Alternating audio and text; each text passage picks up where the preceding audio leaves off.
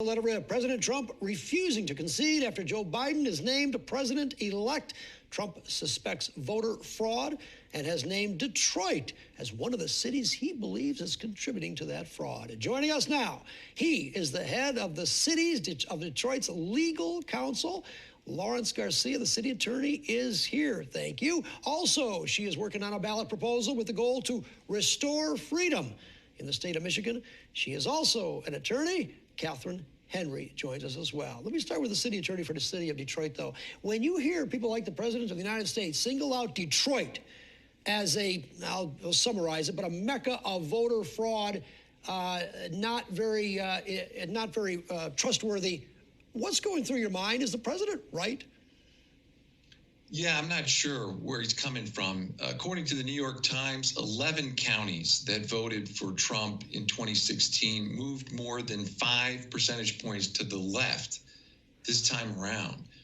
If Jackson County, Leelanau County, Kent County, if they're all moving towards Biden over Trump, why is he picking on Detroit?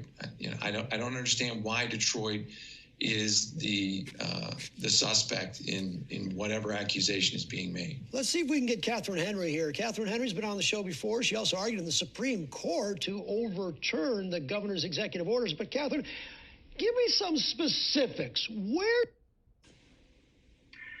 Yes, there actually was a lot of fraud. I've been able to speak with poll challengers directly myself who were there, who witnessed it, and who were being kept out. So some of the fraud that we were seeing is after all of the military ballots were supposedly going to be the last things that were counted on November 4th in the Detroit polling center there, voter center there, they brought in all kinds of boxes of thousands of ballots that were supposedly originally rejected, that the Wayne County clerk supposedly went through and determined that they were valid. And yet when the poll workers were putting those in, they were manually entering these people into the e-polling book because they were not in the supplemental sheet or the e-polling book. Hold on. I want to think, is that different than poll challengers, Republican poll challengers not being allowed to go into the TCF Center? Is that part of the allegation? That's also a big part of the allegation but Republicans, as I understand, have been in there the whole time. No. See, here's the difference. The distinction is a few Republican poll challengers were allowed in, but as the day progressed and into the next day, the people that were originally in there left. There was no log out process. And while they were telling people they couldn't let any more poll challengers in on either party because they were at capacity, the Democrat challengers had no problem being able to bring in new people as their people left, but the Republicans were not allowed to replace the people that were going home. All right, hold on. Let me get Lawrence Garcia there, the city attorney, a poll challenger overseeing the election. Is there any truth to that allegation? No, that's inaccurate, and it's really sad.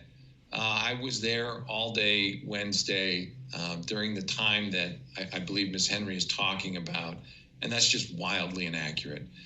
There are 134 counting boards when we do the central counting board count of AV ballots, absentee voter ballots.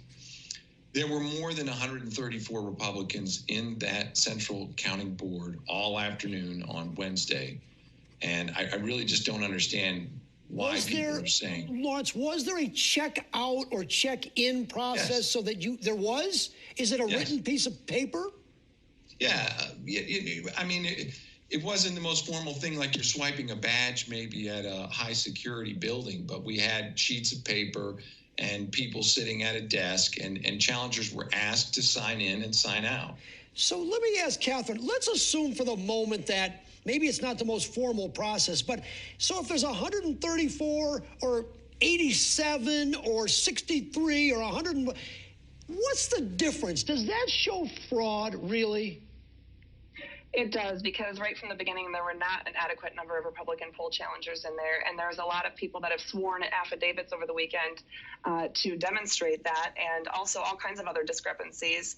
The fact that ballots were being turned over, so Republican poll challengers were not allowed to write down the names of people that they were trying to, in fact, challenge because they saw that there were some huge discrepancies. And when Republican poll challengers went right up to the supervisors and said, "Can you please instruct your poll workers to turn the ballots back over so I can read the names?" They said, "No, they don't need to do that. You can go complain to somebody else about that." Actual real people. This is not anecdotal. These are actual real people who have signed affidavits, sworn affidavit for court proceedings in Wayne County to address some of these very We haven't seen them yet, though. We have not seen those affidavits, and the only affidavit that I saw actually amounted to some hearsay, which the Judge Cynthia Stevens ruled, and we also saw a little yellow sticky. Well, we saw a yellow sticky that apparently was something about changing the date on some ballots to receive, but I thought Chris Thomas explained it, and I thought Judge Kinney ruled on that. That was really just a computer glitch that everyone admitted to, and including Republicans knew about it and did not make a challenge right then and there. No, the challenges were actually being made. In fact, all the challenges that I'm talking about are actual people who were there. And the fact that you guys haven't seen the affidavits so far, I have seen some of them myself with my own eyes. I know that the Great Lakes Justice Center was involved in getting some new lawsuits started because what Judge Cynthia Stevens said was that they were challenging the wrong people by that lawsuit. But the problem is she's saying that every single individual township and city clerk should be the ones challenged. That would be thousands of lawsuits with the widespread issues, especially with the software. Right. You have 6,000 ballots that were turned over from President Trump to President-elect Biden in one county that only has 22,000 registered voters in the first place. That's 27% vote. Let me get Lawrence Garcia there. What about that?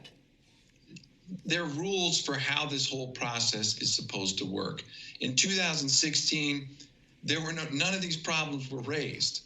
And now in 2020, when President Trump loses the election in Michigan, we're hearing about all these things. The rules say if you have a challenge, if you see something going on that's wrong or a mistake or corrupt or illegal, you bring the challenge up in the room at the time. And there's a process for that. And they did.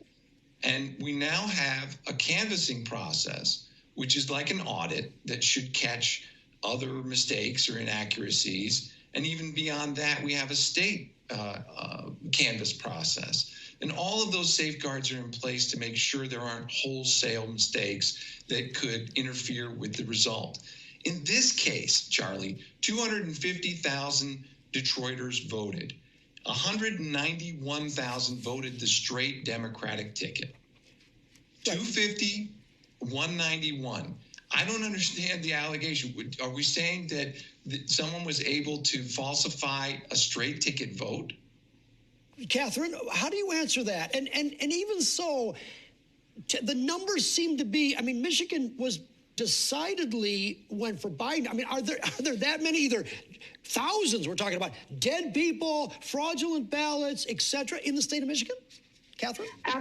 Absolutely. So first of all, as far as the numbers go, if you look at Antrim County alone, that is one of the places where these Dominion computer systems were being used. 6,000 votes were improperly tabulated for the Democrat candidate instead of the Republican candidate when they manually counted. But they corrected that, didn't they, though?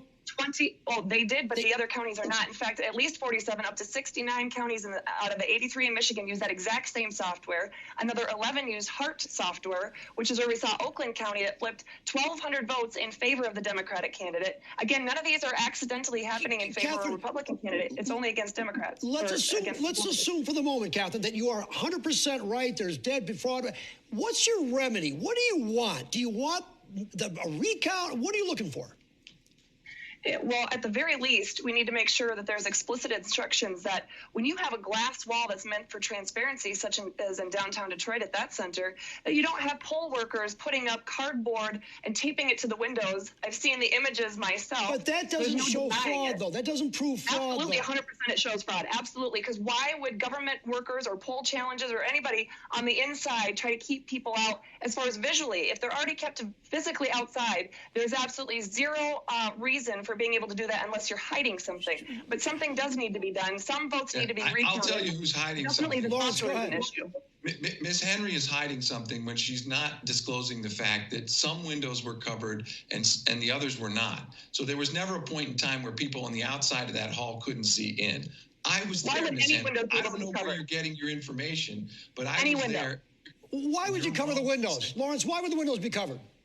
Because the people working just inside those windows were being harassed by the people on the outside. They were being photographed and filmed, and those cameras were able to capture. That's evidence of the truth. That's not harassment. That is those cameras were the able to capture the paperwork that was being processed. You're not allowed to film that. Real quick, were the Republicans in there while those walls were being covered, Lawrence?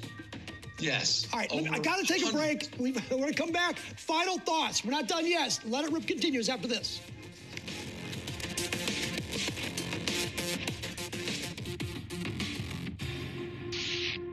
All right, let's go final thoughts, Lawrence Garcia. Thanks. We've got a good process here. We need to trust the process. Legitimate concerns are fine, but please don't be sore losers, and please don't pick on Detroit. Do we have Katherine Henry? Final thoughts? Yes, we do. Yeah, sorry about that. We need to make sure that there's integrity here, and all we're asking for is for people to really look at what was really truly going on with the direct testimony that is being offered by these individuals who are certified Republican poll challengers. We just want the truth. All right, we will get to the truth. We'll follow the story. Thank you so much. I appreciate it. Thank you for the thoughts. That's it for this edition of Let It Rip.